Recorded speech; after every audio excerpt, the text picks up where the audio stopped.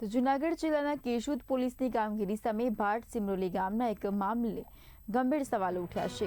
ભરતરામ નામના વ્યક્તિ પર 9 શખ્સોએ જીવલેણ હુમલો કર્યો હોવાનો આક્ષેપ કરવામાં આવ્યો છે। હુમલામાં ઢોર માર મારવામાં આવતા પગમાં ફ્રેક્ચર સહિત ગંભીર ઈજાઓ થવાઈ હોવાનો દાવો કરવામાં આવ્યો છે।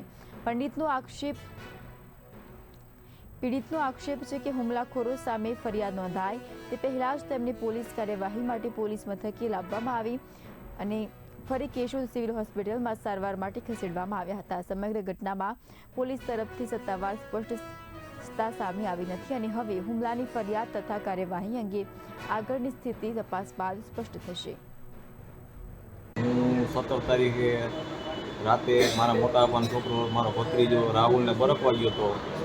એ ગૌશાળા બાજુ હતો અને હું પાછો રોડ ઉપર આવ્યો ત્યાં મારા ઉપર એટેક કરવામાં આવ્યું અને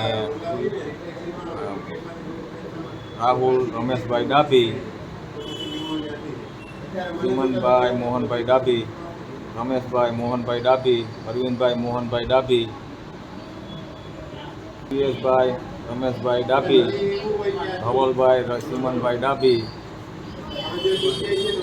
સમીર અરવિંદભાઈ ડાભી,